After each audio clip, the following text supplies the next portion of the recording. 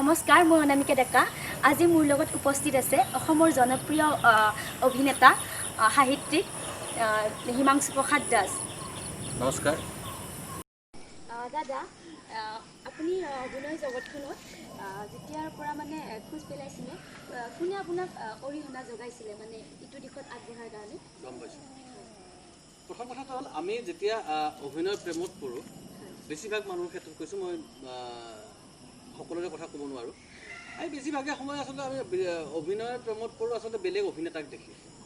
আমি সৰুতে টিভি দেখিছিলোঁ, আমি ৰামায়ণ দেখিছিলোঁ, ঠিক আছে। ৰামায়ণত যেতিয়া আমি হনুমান, ৰাম, ৰাৱণৰ যুদ্ধ এইবিলাক দেখা পাওঁ, তেতিয়া আমাৰো মন যায় যে তেনেকুৱা ধৰণৰ আমিও কৰোঁ। আৰু আমি অসমৰ ল'ৰা, অসমত আমি সকলো গাঁৱে গাঁৱে যেতিয়া ভ্ৰাম্যমান থিয়েটাৰবিলাক আহে, তেওঁলোকৰ নাটক চাওঁ, অভিনয় চাওঁ, আৰু চোৱাৰ পিছত আমাৰো মন যায় যে আমিও যদি তেনেকুৱা কিবা এটা কৰিব পাৰোঁ, হয়নে? আৰু আচলতে সেইবিলাক দেখি আচলতে আমি অভিনয়ৰ প্ৰেমত পৰোঁ চাগে। বেছিভাগ মানুহৰ তেনেকুৱাই হয়।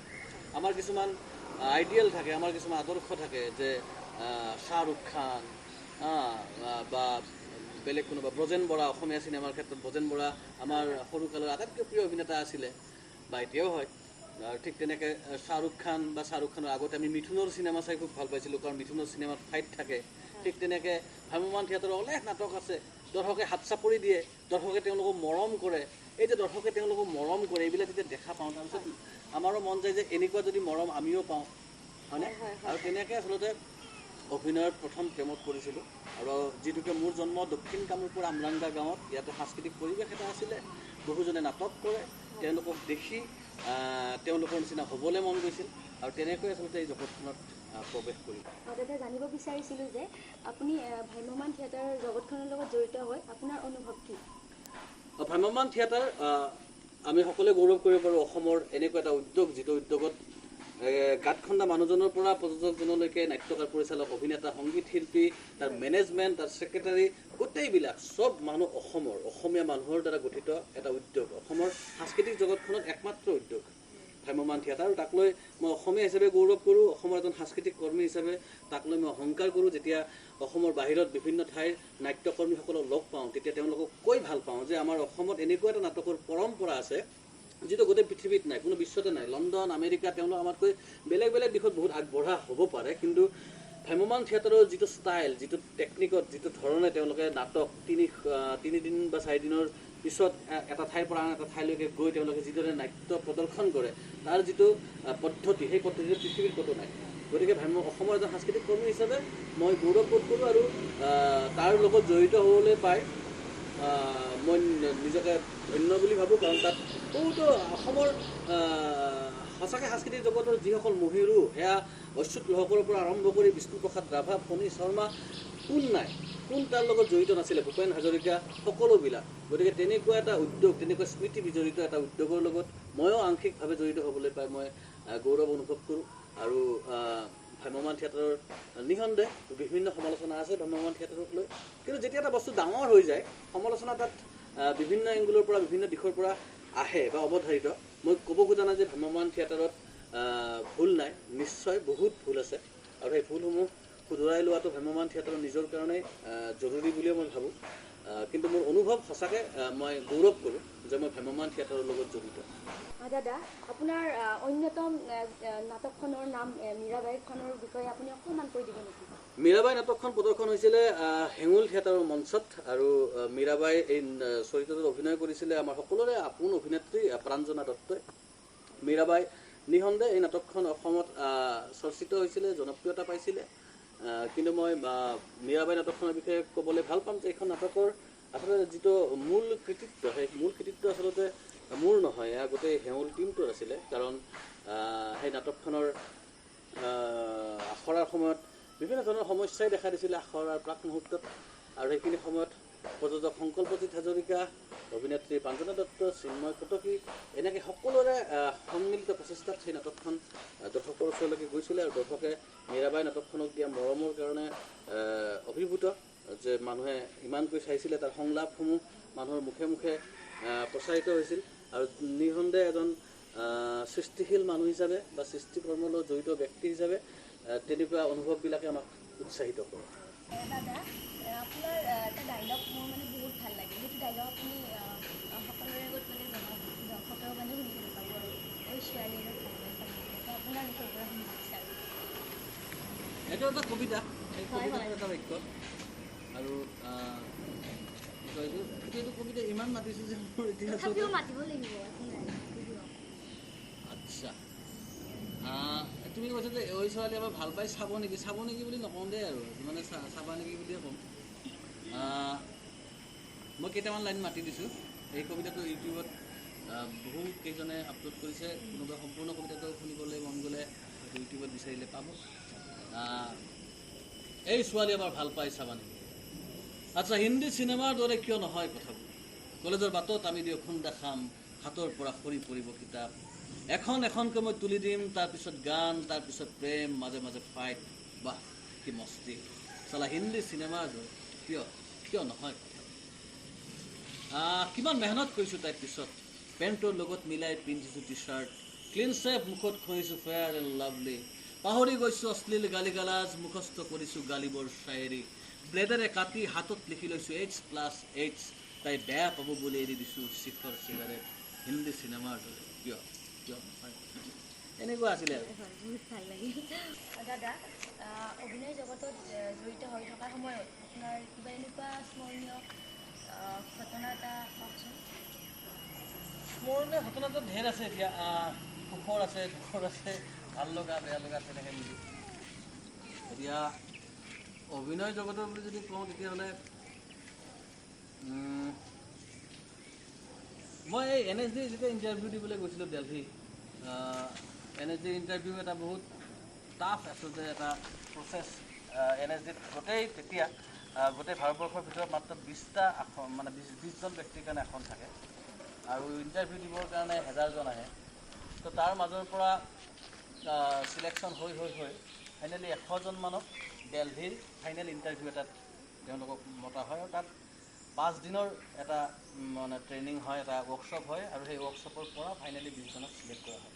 তো এই 1000জনৰ পৰা 20জনলৈকে যোৱা যিটো পদ্ধতি, সেইটো ভীষণ টাফ।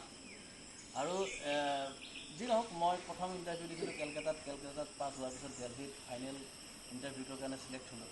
আৰু ইণ্টাৰভিউ দিবলৈ যেতিয়া গ'লোঁ, আৰু মই খুব মানসিক আৰু শাৰীৰিকভাৱে প্ৰস্তুত আছিলোঁ এই ইণ্টাৰভিউটোত দিবৰ কাৰণে, তাৰ কাৰণে মই ভীষণ প্ৰস্তুতি চলাইছিলোঁ। অৰ্থাৎ মোৰ নিজৰ ফালৰ পৰা এনেকুৱা কোনো ক্ৰুটি ৰাখি যোৱা নাছিলোঁ যিটোৰ কাৰণে মানে যাতে মই পিছ হুহুকিব লগা হয়, তেনেকুৱা প্ৰস্তুতি এটা আছিলে, খুব কষ্টকৰ প্ৰস্তুতি এটা আছিলে। আৰু যেতিয়া ইণ্টাৰভিউ দিবলৈ গ'লোঁ, মই গোটেই ইণ্টাৰভিউ পৰিৱেশটো দেখাৰ পিছত আৰু গোটেইবিলাক মোৰ লগত যিসকলে বেলেগ বেলেগ ঠাইৰ পৰা, দিল্লী, বিহাৰ, তামিলনাডু, কেৰেলা, উৰিষ্যা, বিভিন্ন ঠাইৰ পৰা যিমান ইণ্টাৰভিউ দিবলৈ ল'ৰা ছোৱালী আহিছিল, সকলোকে লগ পোৱাৰ পিছত মোৰ এটা আত্মবিশ্বাস আহি গৈছিলে যে মই পামেই। 20টাৰ ভিতৰত এটা মানে এখন আসন অন্ততঃ মই পামেই ফিক্স, আৰু বাকী নাজানো। ইমানখিনি আত্মবিশ্বাস গঢ়ি উঠিছিল। কিন্তু হঠাৎ কি হৈছিলে, তাৰ নেক্সট ডে যেতিয়া মই প্ৰথম দিনা ইণ্টাৰভিউ দিলোঁ, ইণ্টাৰভিউ দি উঠি মই সুখী আছিলোঁ যে মোৰ ইণ্টাৰভিউ ভাল হৈছিলে, ভবা ধৰণে হৈছিলে। তাৰপিছত আৰু বাকী 4 দিন আছিলে।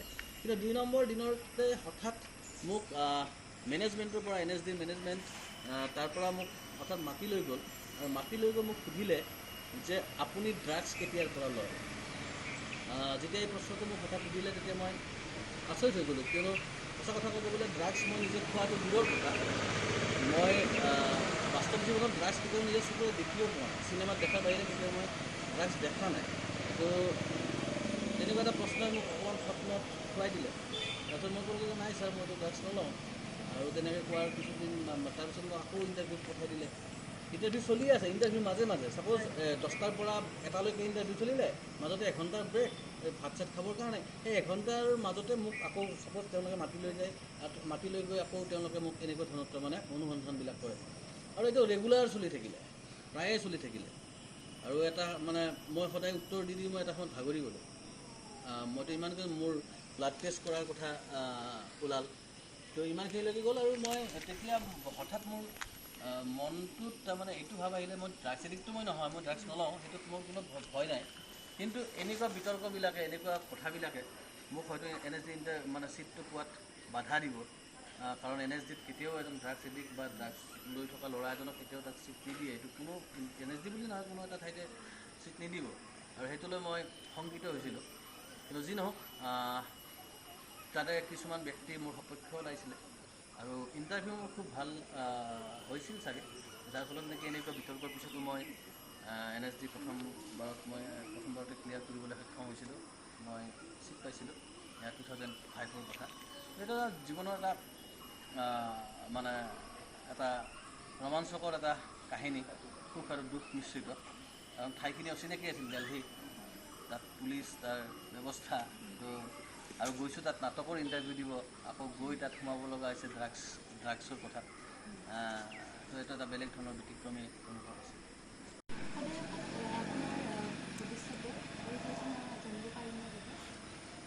পৰিকল্পনাটো ঢেৰ আছে, তাৰ ভিতৰত নতুন চিনেমা বনোৱাৰ হেঁপাহ আছে, নতুন নাটক কৰাৰ হেঁপাহ আছে, আৰু আমি গান কিছুমান লৈ এক্সপেৰিমেণ্ট কৰি আছোঁ যোৱা কিছু বছৰ ধৰি, থিয়েটাৰী ছং বুলি।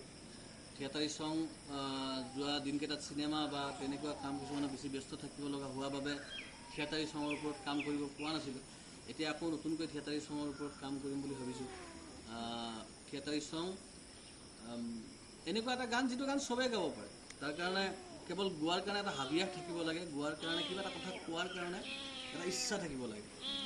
থিয়েটাৰী ছং আমাৰ নতুন থিয়েটাৰী ছং আহি আছে অতি সোনকালে, আৰু থিয়েটাৰী ছঙক লৈ গোটেই অসম যদি এটা ডাঙৰ পৰিকল্পনা আছে, লকডাউন বা এই চিটুৱেশ্যনবিলাক যেতিয়া ভাল হ'ব তেতিয়া আমি সেই কামটো ঘোষণা কৰিম। আৰু গৰু যিটোকে এতিয়ালৈকে মুক্তি দিব পৰা নাই, গৰু চিনেমাখন আমাৰ সম্পূৰ্ণৰূপে সাজু হৈ আছে। গৰু চিনেমাখনে একো কাম বাকী নাই আচলতে। আমি কাইলৈ শ্বুটিং ৰিলিজ দিব লাগিলে কাইলৈ দিব পাৰোঁ, কিন্তু গৰু চিনেমাখন আমাৰ এই চিটুৱেশ্যনটোৰ কাৰণে ৰৈ আছে। আৰু আশা কৰিছোঁ যে ভাল দিনত চিনেমাখন মুক্তি পাব, আৰু গৰুৰ পিছতে পৰৱৰ্তী নতুন চিনেমা আৰু কাম আৰম্ভ। ধন্যবাদ দাদা, আপুনি ইমানখিনি টাইম মোক দিয়াৰ বাবে আপোনালৈ অশেষ ধন্যবাদ থাকিল। ধন্যবাদ তোমালৈও, তোমাৰ ইউটিউব চেনেলটোলৈও শুভেচ্ছা থাকিলে, আৰু তোমাৰ জৰিয়তে এইখিনি কথা অসমৰ ৰাইজক কোৱাৰ সুযোগ পালোঁ। আশা ৰাখিছোঁ যে আকৌ আমি লগ পাম।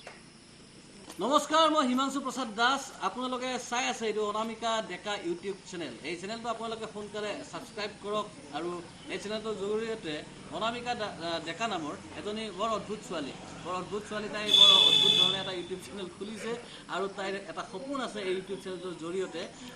এই সপোনটো ইউটিউবৰ জৰিয়তে পইচা ইনকাম কৰা নহয়, এই চেনেলটোৰ জৰিয়তে কিছুমান ব্যক্তিক লগ কৰা, কিছুমান মানুহৰ মনৰ মাজৰ কথা অসমৰ ৰাইজৰ ওচৰলৈকে লৈ যোৱা। তো অনামিকা ডেকাৰ এই ইউটিউব চেনেলটো আপোনালোকে সোনকালে ছাবস্ক্ৰাইব কৰক, আৰু তাইৰ এই হেঁপাহ আপোনালোকে পূৰণ কৰাৰ ক্ষেত্ৰত আপোনালোকো তাইৰ সহযাত্ৰী হওক। ধন্যবাদ, লগ পাম।